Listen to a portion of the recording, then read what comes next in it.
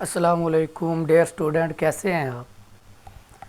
आज हमने chapter number 3 करना है set and function. Set and function उसका इंट्रोडक्शन आज हमने करना है। सेट क्या होता है? Set is describe as a well defined collection of distinct object and element. वाज़िया और मुख्तलिफ एशिया के इज्तमा को या सेट के अंदर जो मौजूद होते हैं एलिमेंट, उनके इकट्ठ को क्या कहते हैं? सेट कहते हैं। सेट को हम 3 तरीकों से बयान कर सकते हैं। 3 ways describing set. Descriptive form. अब डिस्क्रिप्टिव फॉर्म क्या होता है कि हमने उसको वर्ड में लिखना होता है, बताना होता है कि ये नेचुरल नंबर है, लेस देन है, ग्रेटर देन है, वो आपने क्या करना होता है, इसमें बताना होता है इन वर्ड। डिस्क्रिप्टिव फॉर्म का मतलब क्या है? इन वर्ड्स। हमने वर्ड्स के अंदर बताना होता है कि ये कौन सा सेट है या कौन से नंबर है। टेबुलर फॉर्म भी तकरीबन यही होती है, इन वर्ड्स ही होता है। ये भी क्या होता है? इन वर्ड होता है। हमारे पास set builder method. Set builder method में हमारे पास क्या होता है? आपने बताना होता है या, and, less than, greater than, less than and equal to, greater than and equal to, बराबर है और नॉट बराबर है। इस तरह की हमने क्या करनी होती है? अलामात लिखनी होती हैं। फिर सेट नेम्स। हमारे पास मुख्तलिफ तरह के सेट होते हैं। हमने पता होना चाहिए कि नेचुरल सेट क्या होता है, उसको किससे जाहिर किया जाता है और वो कौन से नंबर होते हैं। जो हमारे पास नेचुरल सेट होते हैं उसको एन से जाहिर करते हैं। लिखेंगे the set of natural number and natural, the set of the natural number. Natural numbers क्या होते हैं? जिन्हें उर्दू में कहते हैं कुदरती अदाद। ये सेट की अलामत होती है। तो कुदरती अदाद में हमारे पास कौन से स्टार्ट होते हैं? कुदरती अदाद जो होते हैं 1 से स्टार्ट होते हैं और चलते ही जाते हैं, चलते ही जाते हैं, ख़त्म नहीं होते। इसी तरह हमारे पास दूसरा क्या होता है? होल नंबर का सेट। उसको क्या करते हैं? W से जाहिर करते हैं। लिखेंगे the set of whole number. क्या होगा? Whole number. Whole number. अब जो होल नंबर होते हैं, वो होल का मतलब होता है मुकम्मल अदाद। वो 0 से स्टार्ट होते हैं, चलते ही जाते हैं, चलते ही जाते हैं, चलते ही जाते हैं, ख़त्म नहीं होते। फिर हमारे पास होता है हमारे पास इंटीजर। इंटीजर्स क्या होते हैं? Z से उसको जाहिर किया जाता है। The set of integer, integer number N. अब इंटीजर नंबर्स क्या होते हैं? वो भी हमारे पास क्या होता है? 0 से स्टार्ट होते हैं। वो प्लस भी हो सकते हैं, माइनस भी हो सकते हैं। यानी कि 0 से स्टार्ट होंगे, वो प्लस भी होगा, माइनस भी हो सकता है, और ये भी क्या है? चलते जाते हैं, चलते जाते हैं, ख़त्म नहीं होते। इसका मतलब है कि ये जो 1 है एक बार प्लस में है और एक बार माइनस में है। इसी तरह हमारे पास अगला सेट है ऑड नंबर। ऑड नंबर को ओ से जाहिर करते हैं। The set of odd number. क्या होता है? ऑड नंबर होते हैं।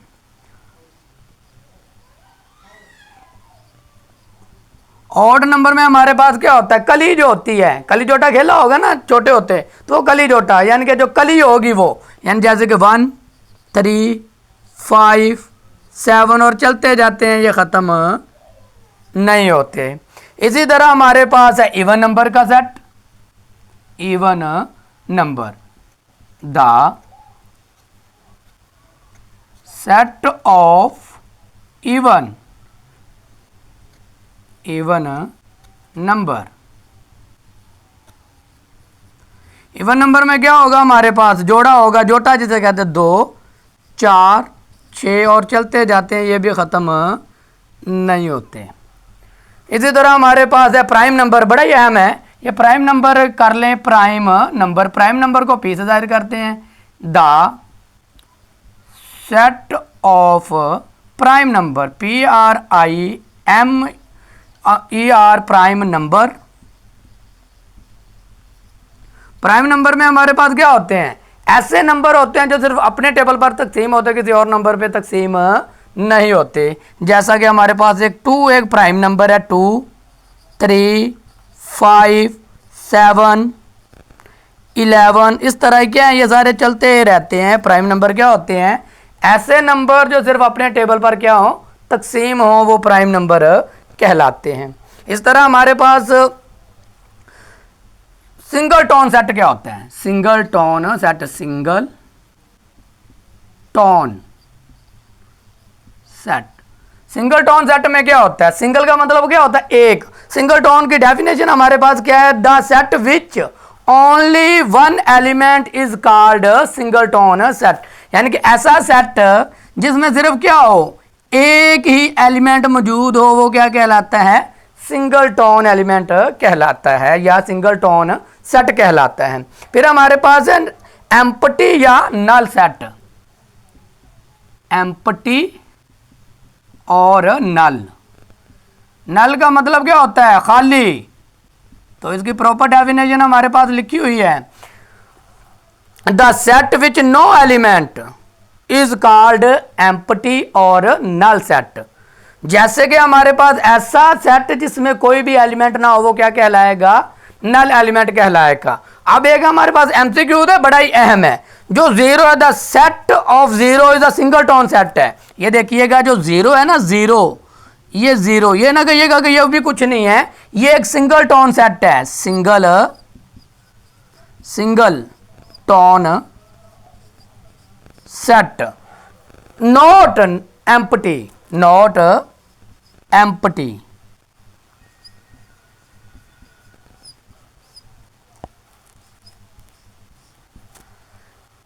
जो जीरो है हमारे पास, वो सिंगल टोन सेट होता है, ना कि वो एम्प्टी सेट। ये ना कहिएगा कि जीरो कुछ भी नहीं होता तो ये एम्प्टी सेट है, नहीं। जीरो एक खुद एक अदद है, एक एलिमेंट है।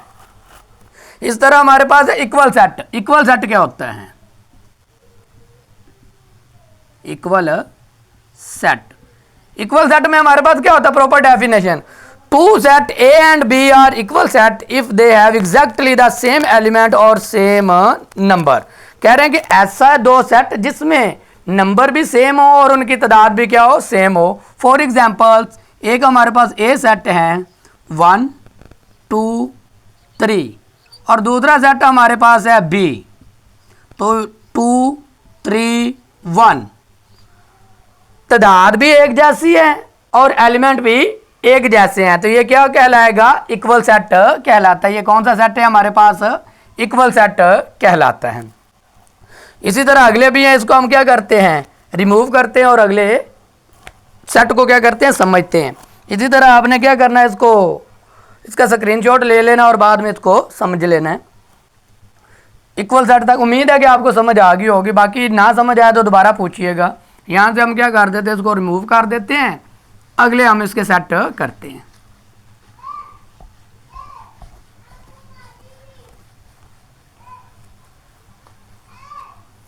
अगला सेट है हमारे पास इक्विवेलेंट सेट। क्या होता है? Equivalent set.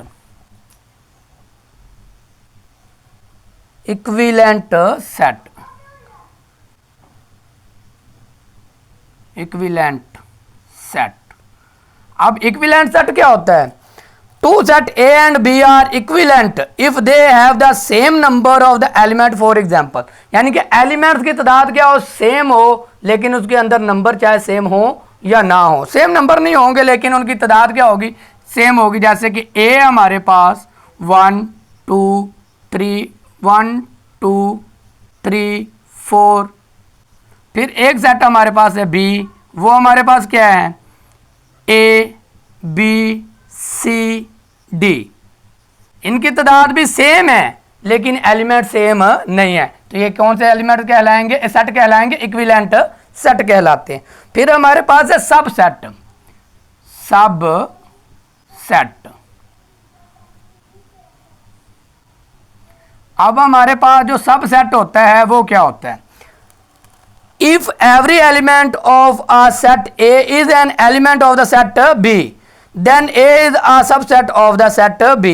यानी कि सेट ए का हर एक एलिमेंट सेट बी में मौजूद होना चाहिए। जैसे कि हमने किया था इक्विवेलेंट सेट, इक्वल सेट किया था जिसमें हमने, तो ये देखें 1 2 3 और इसी तरह इसके अंदर जो बी के एलिमेंट हैं वो भी मौजूद, बी के अंदर भी मौजूद होने चाहिए। 1 2 3 4, ए का हर एक एलिमेंट बी के अंदर मौजूद है, लेकिन बी का मौजूद नहीं है। हमारे पास डेफिनेशन क्या है कि ए का हर एक एलिमेंट बी सेट के एलिमेंट के अंदर मौजूद हो। तो ये ए का हर एक एलिमेंट इसके अंदर मौजूद है, इसे क्या कहते हैं? सबसेट कहते हैं। इसी तरह हमारे पास इम्प्रॉपर सेट है, प्रॉपर सेट है, यूनिवर्सल सेट है, पावर सेट है। अब आपने ये देखना है कि पावर सेट क्या होता है, अहम पॉइंट जो वो आपको बता रहा हूं। पावर सेट, पावर सेट का मतलब क्या है कि हमने क्या करना है, एक सेट दिया गया उससे हम कितने मजीद सेट बना सकते हैं। पावर सेट क्या होता है? दिए गए सेट से हम the power set of the set A S denoted by the P S is the set of containing the all possible सब सेट, यानी कि एक सेट से हम कितने सब सेट बना सकते हैं। ऑल पॉसिबल सब सेट, पावर सेट से क्या कर सकते हैं कि जितने हमारे पास सब सेट बन सकते हैं वो क्या कहलाएगा? Power set. पावर सेट मालूम करने का फार्मूला क्या होता है? हमारे पास फार्मूला याद रखिएगा, फॉर्मूला हमारे पास है 2n। 2 वैसे ही आएगा और n क्या होगी? एलिमेंट्स की तादाद होगी। For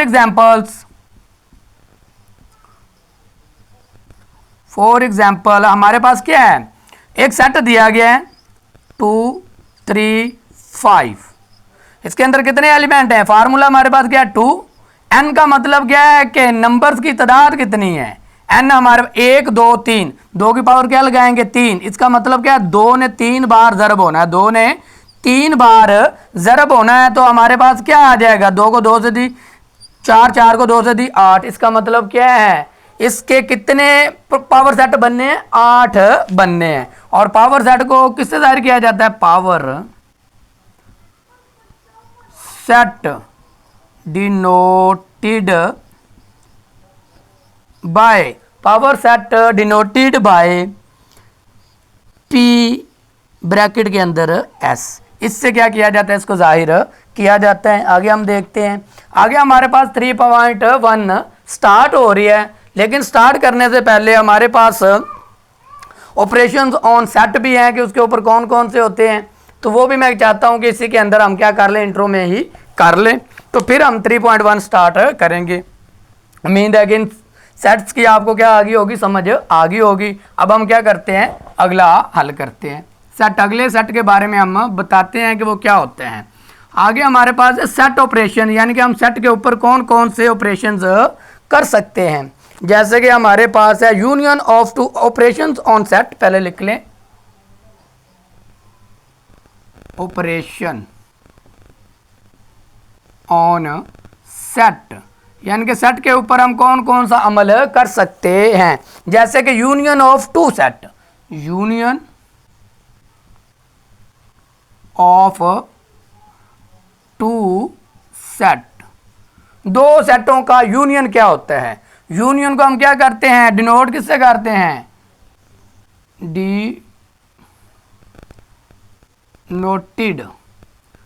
denoted by you. Union का मतलब क्या होता है कि दोनों सेटों के अरकान को हमने क्या करना है? एक तरतीब से लिखना है। दोनों सेटों के अरकान को एक तरतीब से लिखना है। फिर intersection of 2 set,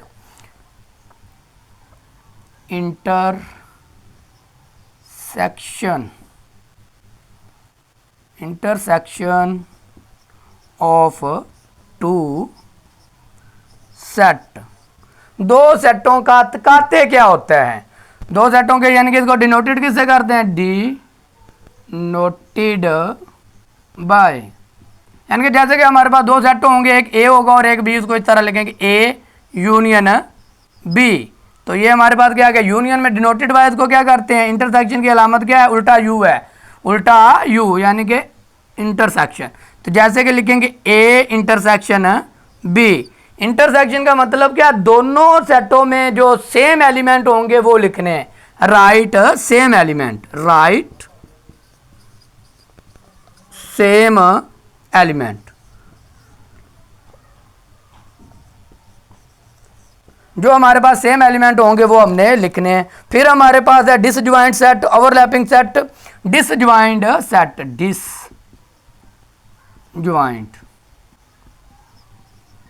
disjoint set क्या होता है?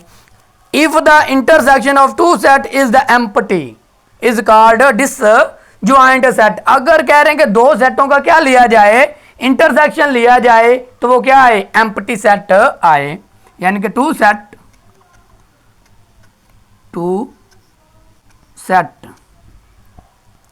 इंटरसेक्शन उसका क्या है? इंटरसेक्शन हमारे पास क्या है? एम्प्टी आए। इंटरसेक्शन हमारे पास क्या है? एम्प्टी। समझने के लिए बाकी डेफिनेशन वहां लिखी हुई है। डिसजॉइंट सेट क्या होगा? अगर दो सेटों का क्या लिया जाए? इंटरसेक्शन लिया जाए, तो वो क्या आएगा? एम्प्टी सेट आएगा। फिर हमारे पास ओवरलैपिंग सेट, ओवरलैपिंग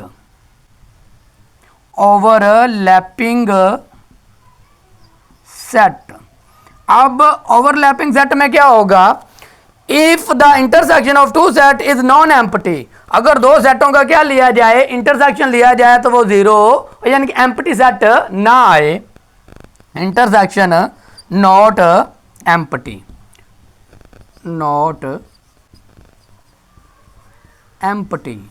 यानी कि दो सेटों का क्या इंटरसेक्शन लिया जाए वो एम्प्टी ना आए, यानी कि खाली ना आए, तो वो हमारे पास क्या कहलाएगा? ओवरलैपिंग सेट कहलाते हैं। तो इस तरह आपका ये तकरीबन जो हमारे पास अहम पॉइंट्स है वो मैंने आपके साथ क्या किया है? डिस्कस किए हैं इंट्रो में, यानी कि इंट्रोडक्शन है चैप्टर नंबर 3 का। चैप्टर नंबर 3 हमारे पास क्या? Sets and function. उम्मीद है कि आप लोगों को इसकी समझ आ गई होगी। अगर फिर भी कोई चीज़ रह जाए या छोटी मोटी मिस्टेक हो जाए तो उसको इग्नोर कीजिएगा, बताइएगा, ताकि हम अगली वीडियो मज़ीद बेहतर बनाएं। और उम्मीद है कि आपको मेरी ये वीडियो अच्छी लगी होगी। अगर वीडियो अच्छी लगी हो तो चैनल को सब्सक्राइब ज़रूर कीजिएगा और दुआ में याद रखिएगा।